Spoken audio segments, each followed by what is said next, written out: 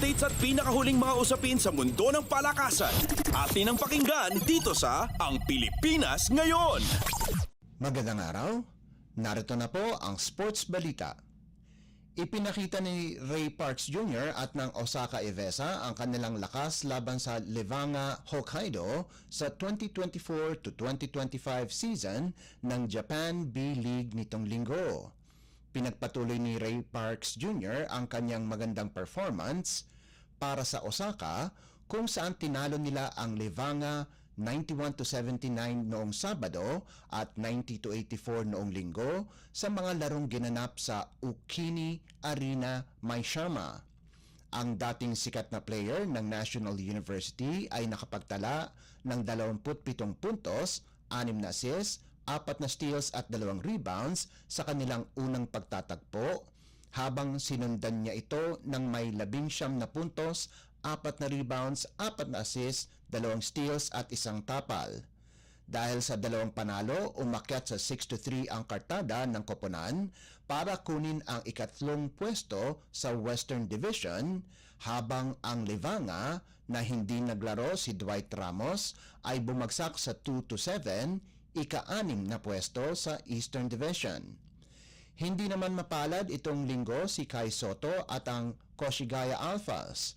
Kahit nakalikom ng impresibong 18 puntos, 18 rebounds, 4 na tapal at 3 assists, hindi pa rin ito sapat at bigo silang kunin ang panalo laban sa Sendai 89ers 87-78 noong Sabado sa larong ginanap sa Kamei Arena, Sendai.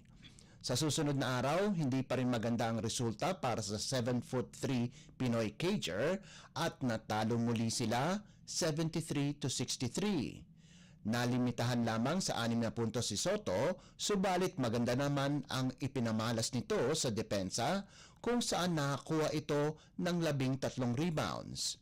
Bumagsak ang record ng Alphas sa 1-8, ika-8 sa Eastern Division. Updates at pinakahuling mga usapin sa mundo ng palakasan. Atin ang pakinggan dito sa Ang Pilipinas Ngayon.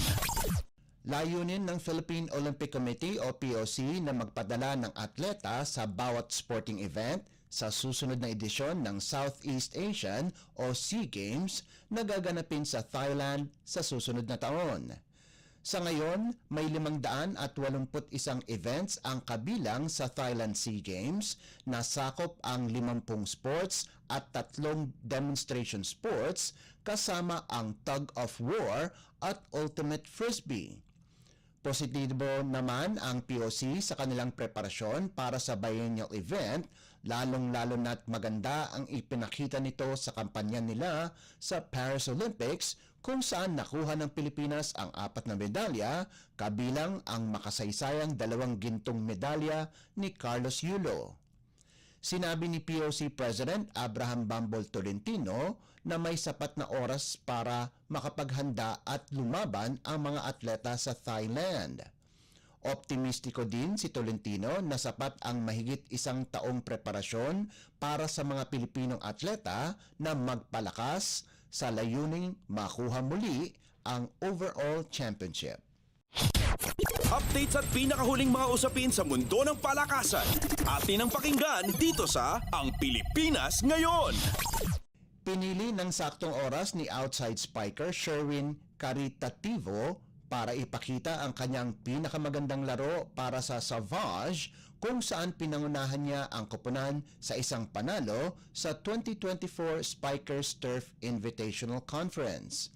Pagkatapos na hindi gaanong naglaro sa unang 2 laban ng Spin Doctors, nagbalik si Caritativo noong Miyerkules kung saan malaki ang naiambag nito para gulantangin ang paboritong Signal sa loob ng 5 sets, 19-25, 27-25, 19-25, 25-23 at 15-13 na ginanap sa Inares Sports Arena.